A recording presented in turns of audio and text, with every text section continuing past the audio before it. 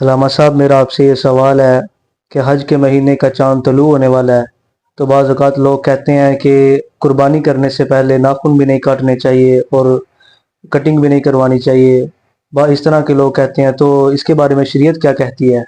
اور جنہوں نے قربانی کرنی ہے صرف ان کے لیے جائز ہے یا جنہوں نے نہیں کرنی ان کے لیے بھی ہے؟ جی محترم، آپ نے بہت عمدہ سوال کیا اور میں سمجھتا ہوں کہ اس سوال کے جواب کی بھی ضرورت ہے، جیسا کہ 2 دن کے بعد ماہ ذو الحج کا چاند بھی طلوع ہونے والا ہے۔ جہاں تک بات ہے قربانی کرنے والے کی کہ قربانی کرنے والا جو شخص ہے اس پر یہ حکم ہے کہ وہ چاند کے طلوع ہونے سے لے کر قربانی کرنے تک نہ اپنے بال کاٹے گا اور نہ ہی ناخن کاٹے گا۔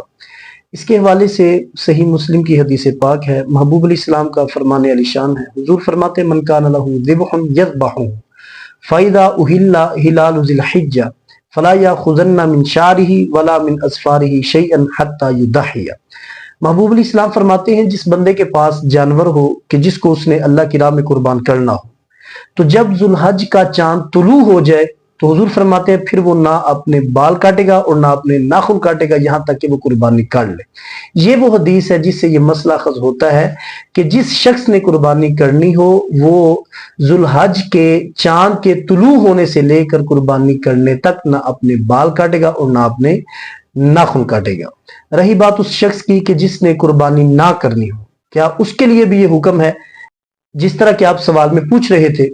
تو اس کے حوالے سے سنن ابی داؤد کی ایک روایت ہے کہ ایک شخص جس کے پاس ادار لیا ہوا ایک جانور تھا، محبوب علیہ السلام کی بارگاہ میں وہ عرض کرتے ہیں کہ حضور میرے پاس تو ادار لیا ہوا ایک جانور ہے، تو کیا میں اس کی ہی قربانی کر دوں؟ تو محبوب علیہ السلام نے فرمایا کہ ذو الحج کے چاند کے طلوع ہونے سے لے کر قربانی والے دن تک آپ نہ ناخن کاٹیں نہ بال کاٹیں، بلکہ جس طرح قربانی کرنے والا نہ ناخن کاٹتا ہے نہ بال کاٹتا ہے آپ بھی اس طریقے کے ساتھ رہیں۔ جب عید کا دن آ جائے پھر آپ ناخن کاٹیں، آپ بال کٹوانے ہیں تو وہ کٹوا لیں۔ تو حضور علیہ السلام فرماتے ہیں جب آپ ایسا کام کریں گے فَذَلِكَ تَمَامُ أُضْحِيَّتِكَ عِنْدَ اللَّهِ عَزَّ وَجَلَّ، تو یہ بھی آپ کی اللہ کی بارگاہ میں قربانی ہی ہوگی۔ مراد یہ کہ آپ کے اس طرح کے کام کرنے کی وجہ سے اللہ کی بارگاہ میں آپ کو قربانی کا اجر و ثواب ملے گا۔ تو یہ وہ حدیث ہے جس سے یہ مسئلہ اخذ ہوتا ہے، اگر کسی بھائی نے قربانی نہ بھی کرنی ہو لیکن وہ بھی یہ عمل کرے گا تو اس کو بھی قربانی کا ثواب ملے گا۔ اب یہ دونوں حدیثیں ہیں جن سے یہ مسئلہ اخذ ہوتا ہے، قربانی کرنے والا نہ کرنے والا دونوں کے لیے یہ حکم ہے کہ وہ ماہ ذو الحج کے چاند کے طلوع ہونے سے لے کر عید کے دن تک نہ وہ بال کاٹیں گے اور نہ وہ ناخن چھوٹے کریں گے۔ اب ادھر ایک سوال پیدا ہوتا ہے کہ یہ حکم وجوبی ہے کہ جس کا کرنا ضروری ہے یا یہ استحبابی ہے؟ اس کے حوالے سے ہمارے علماء کرام جس طرح کے امام اہل سنت شاہ امام محمد رضا خان فاضل بریلوی علیہ رحمہ آپ فتاوی رضویہ جلد 20 میں ارشاد فرماتے ہیں